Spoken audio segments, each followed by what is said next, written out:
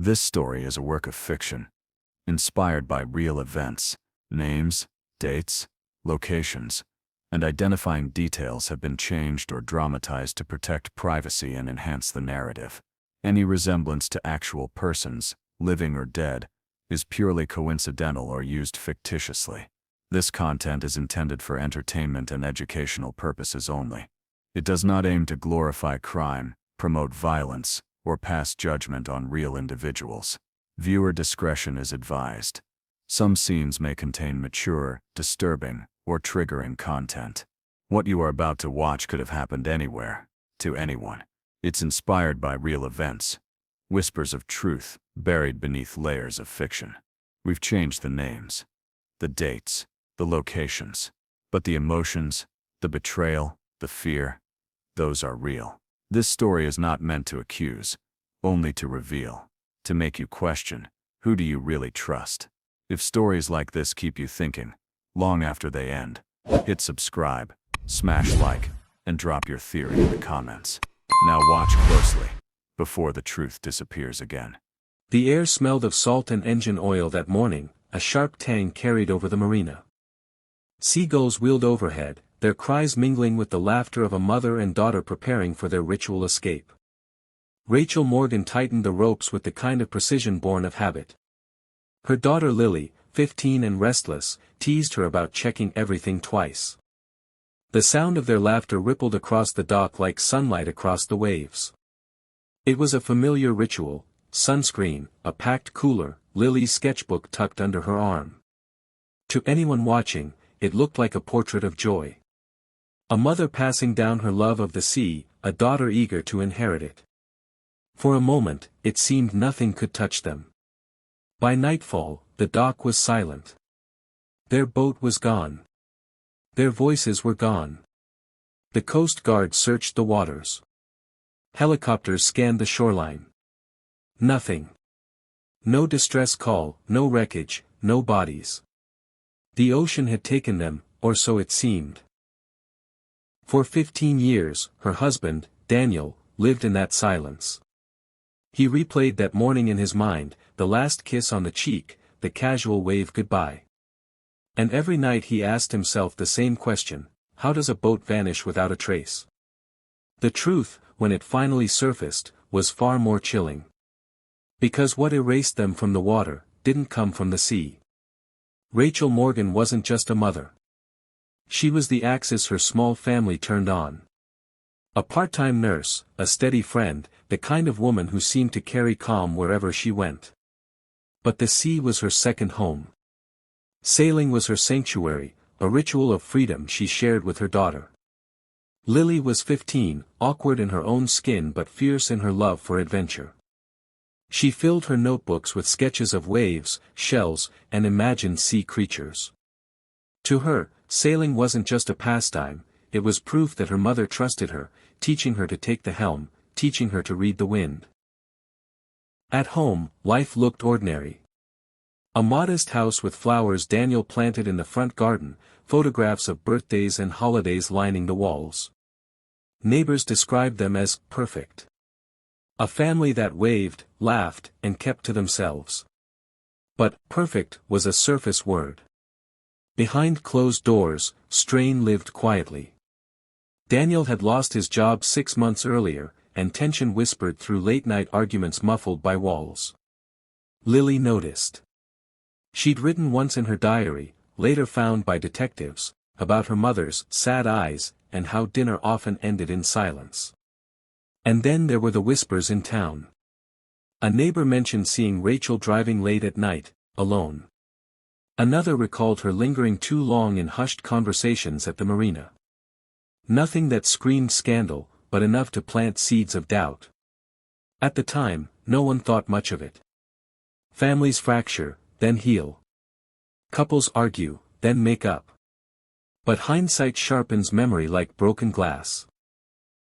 Because those quiet cracks in their world, cracks no one dared to name, would soon split wide open. The last day began with routine. Rachel ticked through her checklist like she always did: fuel, life jackets, sandwiches, sunscreen. Lily added her own sketchbook, pencil, her lucky blue hoodie. At 8:12 a.m., a receipt at the marina captured their voices. A cashier remembered Rachel asking about the wind, Lily laughing about ice cream. At 8:41, Daniel texted, "Send a photo when you're out." The message was delivered. It was never read. By 8:52, a security camera caught the boat easing from its slip. Rachel gripped the tiller. Lily waved toward the lens, her grin caught in a frozen frame. That image would later become a wound, the last time anyone on land saw them alive. The morning unfolded like a ritual. At 9:37, Rachel's smartwatch spiked, then settled. A trace of exertion, or something else. At 10:11, Lily posted a short video, sky, rope, her mother's hand steady on the sail. The clip ended mid-laugh. By noon, the wind shifted. At 12:28, Rachel's phone pinged on a tower east of their usual loop. A jogger later recalled a sail lingering too long near the cove, before slipping behind the rocks. At 1:02, Lily's smartwatch recorded 3 steps, then silence.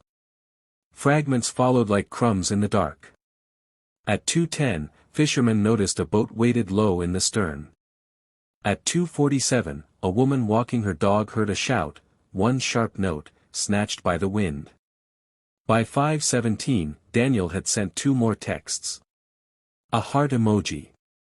Then, dinner at 7? Neither answered. At 8:22 p.m., the marina messaged him, Rachel's slip still empty. Everything okay? His voice cracked when he called back. His last words before the search began were 3 syllables, find them, please. Floodlights swept the water. Radios buzzed with coordinates. By dawn, the sea had given up nothing but probabilities. A cooler washed ashore the next day. Inside, a single orange and Lily's half-drawn wave on a napkin. 2 days later, the boat was found. Not wrecked. Not sunk. Just drifting, as if waiting. Inside, life jackets were neatly stored. The logbook had 3 pages torn clean. Salt rings marked where water had pooled then dried. On the rail, a faint smear glowed under forensic light. The sea hides secrets. But this wasn't its silence. This was human silence, arranged and deliberate. And whoever had been on that boat wanted the world to believe the ocean had done their work for them. The first explanations came easily, almost comfortingly. A rogue wave. A hidden shoal. Carbon monoxide. Theories born from chance, not malice. Investigators tested them all. The weather log proved calm seas. The hull bore no wound. The engine had no leaks. Nature was innocent. Next came darker suspicions, thieves haunting marinas, smugglers using the cove. These had teeth. Detectives chased them, questioning drifters, checking dockside footage. Nothing. Rachel's watch was still on her wrist. Lily's pendant still hung from her neck. Robbers don't leave what shines. Then came the most convincing lead. A jogger swore he had seen a man near the cliffs in the days before, smoking, staring down at the water. His outline was unsettling, solitary, fixed on the cove.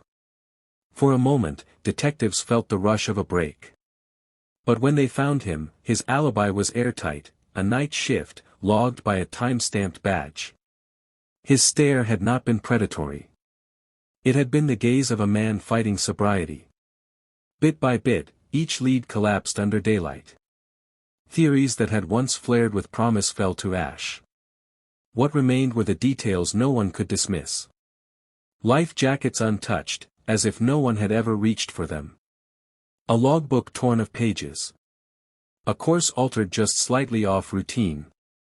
The smear on the rail that wasn't grease, wasn't salt, wasn't sea. Daniel clung to hope through each theory. An accident. A mistake. Anything but betrayal.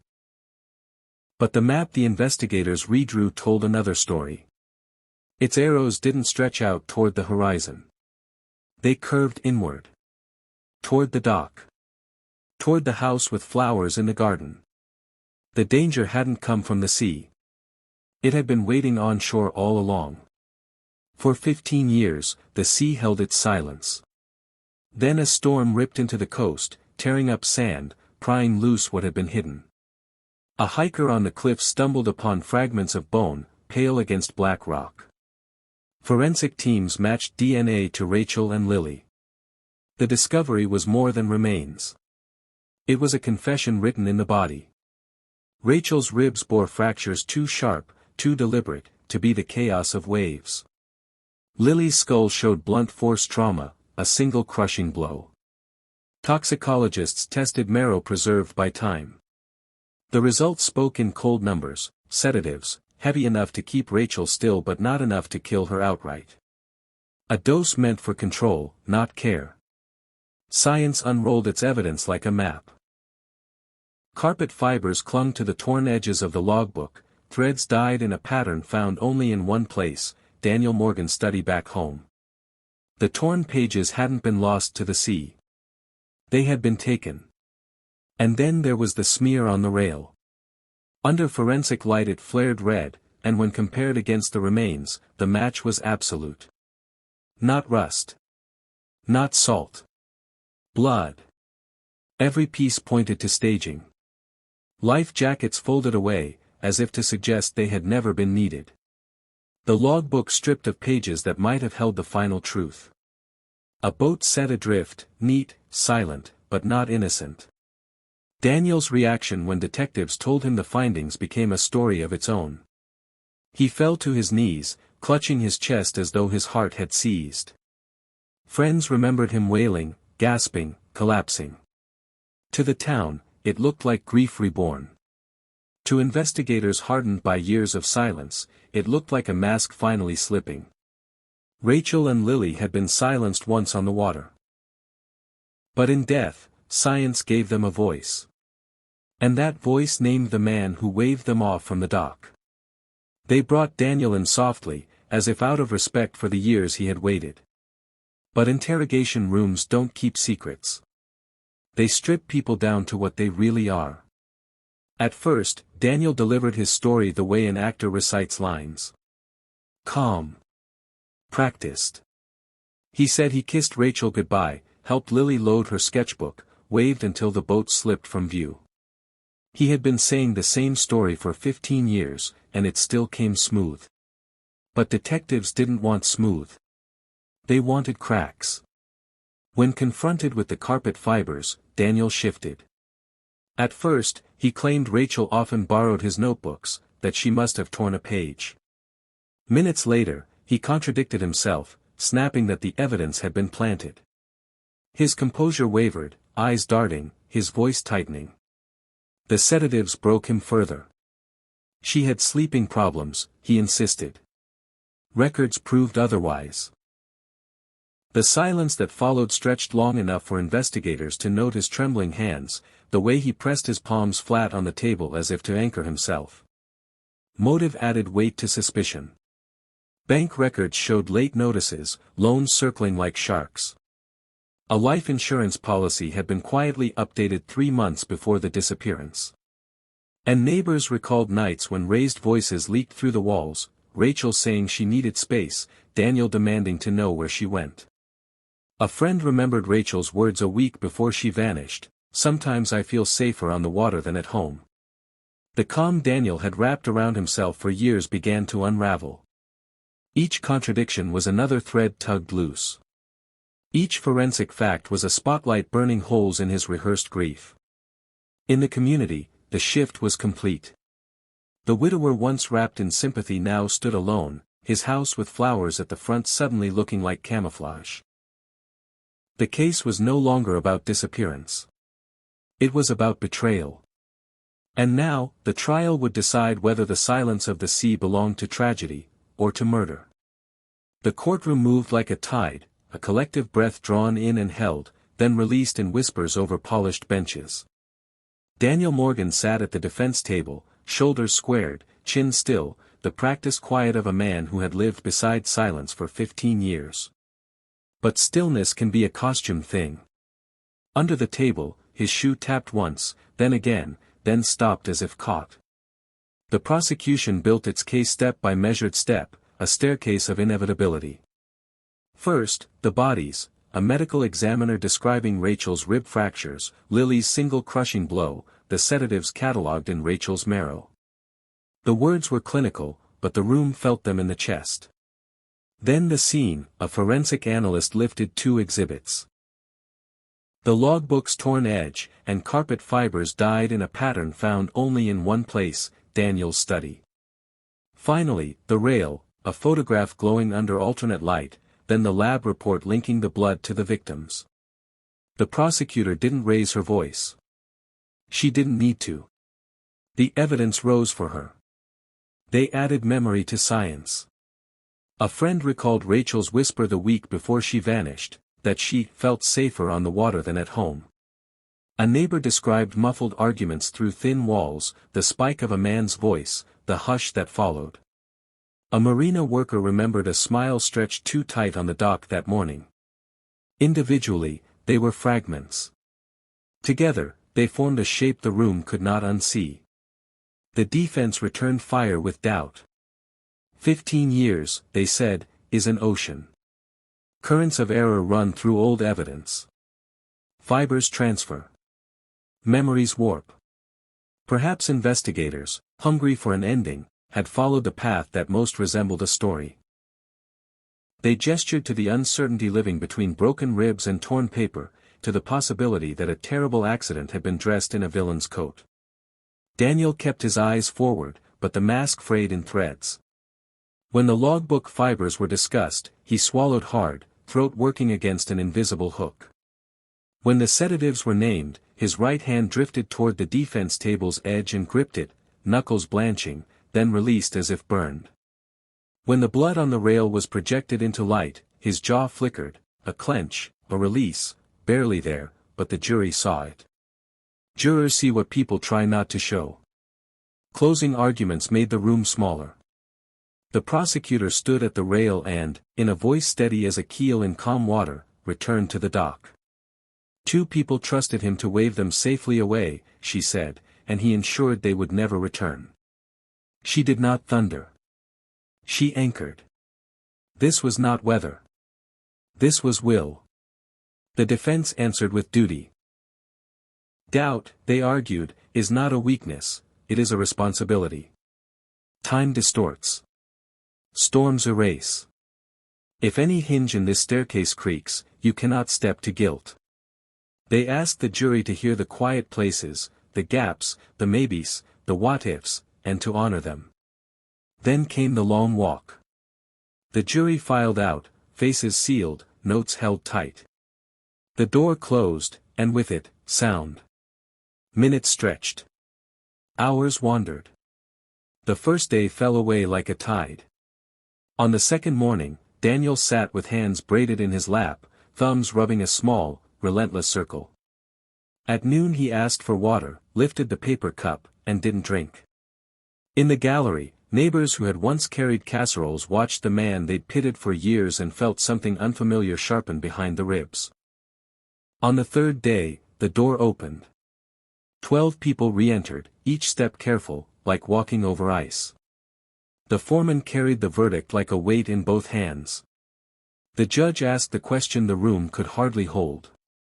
The foreman drew breath. The room did not. Guilty. The word didn't land so much as ring, a tone that lingered against the ceiling tiles before dropping into the benches. A sob broke near the aisle.